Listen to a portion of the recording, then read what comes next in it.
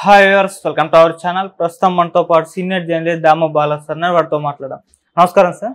నమస్తే. సార్, ముద్రగడ పద్మనాభం గారు మరి చూసాం, ఎలక్షన్స్ కంటే ముందు పిఠాపురంలో పవన్ కళ్యాణ్ గారిని ఓడించకపోతే నిన్న పేరుని ముద్రగడ పద్మనాభం రెడ్డిగా మార్చుకుంటానని చెప్పేసి ఒక శబ్దం చేశారు సార్. సో నిన్న చూసాం మరి రిజల్ట్స్.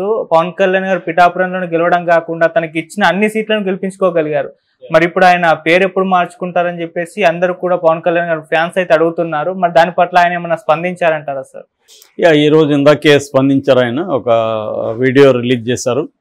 ఆ వీడియోలో ఏముందంటే ఫస్ట్ ఇలా జగన్ని ఓడించడం అనేది నాకు బాధగా ఉంది. ఎందుకంటే ఆయన చేసిన సంక్షేమ పథకాలు దేశంలో ఏ ముఖ్యమంత్రి కూడా చేయలేదు, ఏ ముఖ్యమంత్రి చేయని సాహసం ఆయన చేశారు. సో ఇంత చేసినా కూడా ప్రజలు ఎందుకు ఓడించారనేది అర్థం కాలేదు మాకు. లేదు, ఇంతకంటే ఎక్కువ ఇస్తానన్నారు కాబట్టి వాళ్ళకి ఓట్లేసారా, లేకపోతే సంక్షేమం వద్దు మాకు అభివృద్ధి కావాలని అనుకుంటున్నారా, అదైతే మాకు అర్థం కావట్లేదు అనేది ఆయన ఓపెన్గానే చెప్పాడు. సో ప్రజలకు కూడా అప్పీల్ చేస్తున్నాను, నేను బాధపడుతున్నాను మీరు ఇలా ఆదరించకపోయిన దానికి అనేది కూడా ఆయన ఆవేదన వ్యక్తం చేశారు. దాని తర్వాత నన్ను ట్రోల్ చేస్తున్నారు పవన్ కళ్యాణ్ అభిమాన్ అని పేరు చెప్పలేదు కానీ కొంతమంది ట్రోల్ చేస్తున్నారు, ఉప్మా పద్మనాభం అంటున్నారు నన్ను. ఎందుకంటే నేను ఎవరైనా ఇంటికి వచ్చినప్పుడు ఆతిథ్యం ఇస్తాను, వాళ్ళకి టిఫిన్లు పెట్టి తర్వాత కాఫీలు టీలు ఇవ్వడం అనేది మాకు అలవాటు ఇప్పటి నుంచి. అది మా నాన్నగారి తాతగారి నుంచి వస్తున్న అలవాటు మాకు. అది కూడా తప్ప అన్నట్టుగా మీరు ఇది చేస్తున్నారు.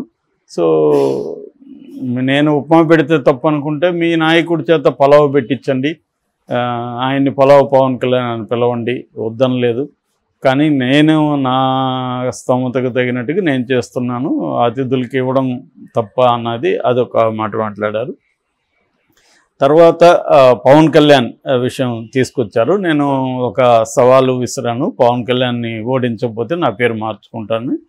నేను ఓడిపోయాను, పవన్ కళ్యాణ్ గెలిచాడు కాబట్టి నేను చెప్పిన మాటకి కట్టుబడి నా పేరు మార్చుకోవడానికి గెజెట్కి సంబంధించిన అప్లికేషన్ అన్నీ రెడీ చేసి పెట్టుకున్నానని పేపర్లో కూడా చూపించాడు.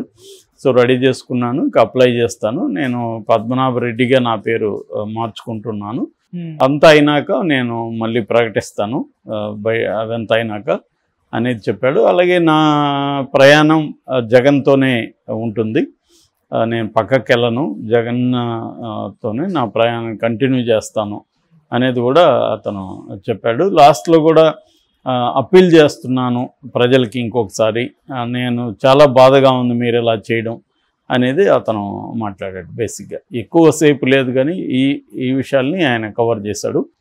అంటే ఫస్ట్ ఆఫ్ ఆల్ ఇట్లాంటి ఛాలెంజ్ అవసరం అనేది ఫస్ట్. ఆయన చాలా సీనియర్ నాయకుడు, ఎంతో అనుభవం ఉంది, ఉద్యమాల్లో పాల్గొన్నాడు, వాళ్ళ ఫాదర్ దగ్గర నుంచి రాజకీయాల్లో ఉన్నారు. అక్కడ ఆ ఏరియాలో వాళ్ళకి ఒక ప్రజల్లో ఒక ప్రత్యేక స్థానం ఉంది. అట్లాగే కాపు నాయకులలో కూడా ఈయనకంటూ ఒక ప్రత్యేక స్థానం ఎప్పటి నుంచో ఉంది.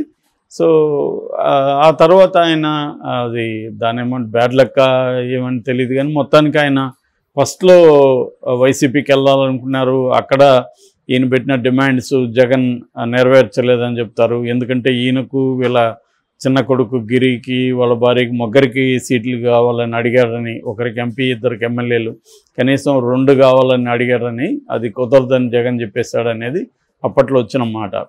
దాని తర్వాత ఆయన తెలుగుదేశానికి వెళ్దాం అనుకుంటున్నాడు కానీ చంద్రబాబు పెద్ద ఇంట్రెస్ట్ చూపించలేదు. ఈయనకి కూడా తెలుగుదేశంతో ఇబ్బంది ఉంది, ఎందుకంటే చంద్రబాబు క్యాంటీకి ఈయన అనేక సార్లు మాట్లాడడం, రకరకాల గొడవలు ఉన్నాయి వాళ్ళకి. సో పవన్ కళ్యాణ్ అప్రోచ్ అయ్యాడు, అంటే తన మనిషిని పంపించాడు జనసేనలో చేరమని. ఈయన కూడా జనసేనలో చేరడానికి రెడీ అయ్యాడు.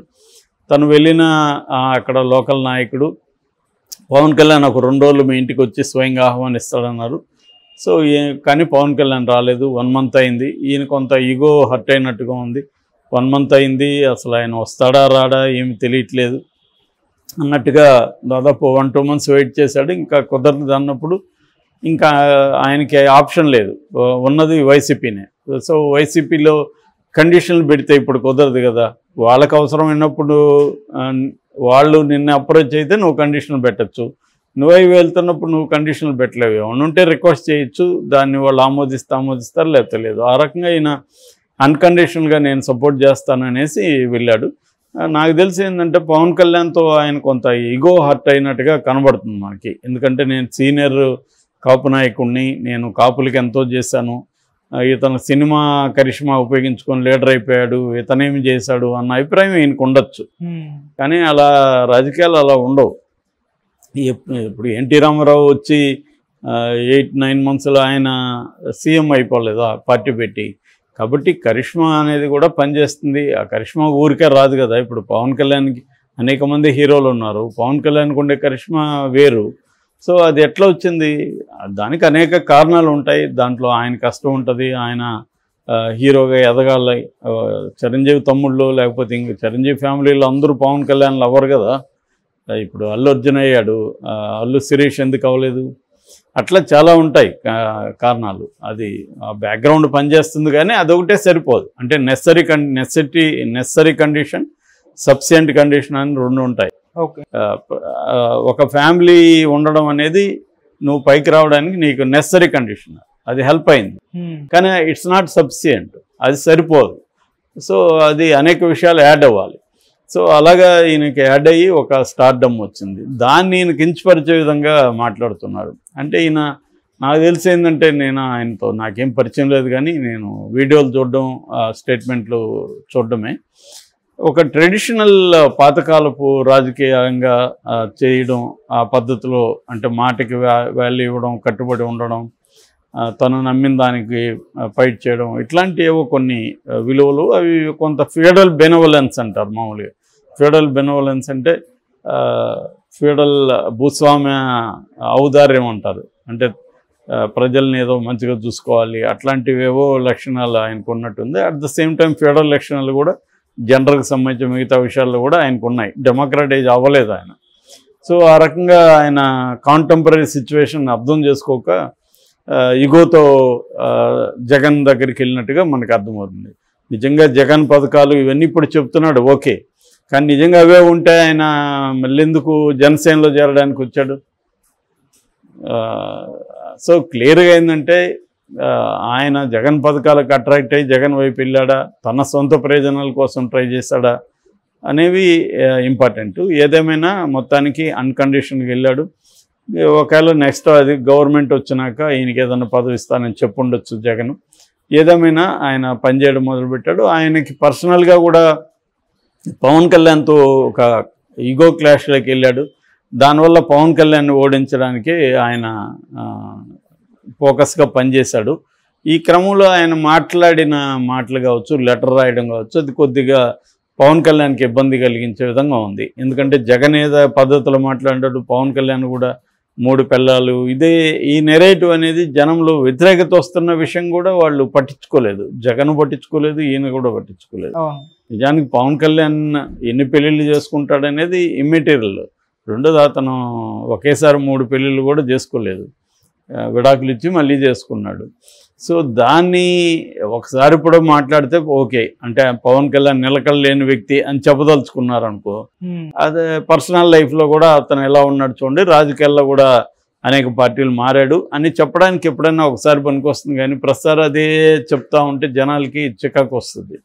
సో వేరే విషయాలు ఏమీ లేనట్టుగా అలాగా ఈయన కూడా అదే మాట్లాడడం మొదలుపెట్టాడు. రెండోది సినిమా కూడా అనడం మొదలుపెట్టాడు.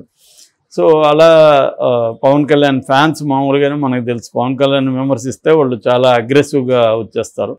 అప్పటి నుంచి ఈయన మీద అటాక్ స్టార్ట్ చేశారు. ఈయన క్రమంలో ఒక ఛాలెంజ్ వేశారు. నిజానికి అది పనికిమాలిన ఛాలెంజ్, అవసరం లేదు. అది పేరు మార్చుకుంటే ఎవరికేమిది, నువ్వు పేరు మార్చుకుంటే పద్మనాభ రెడ్డి అయితే ఏంటి, పద్మనాభం అయితే ఏంటి. ఇప్పుడు ఆయన కొంత పట్టుదల మనిషి కాబట్టి మామూలుగా చాలామంది అయితే ఇది చేయరు. ఆల్రెడీ ఆయన మీద ట్రోలింగ్స్ కూడా జరుగుతున్నాయి.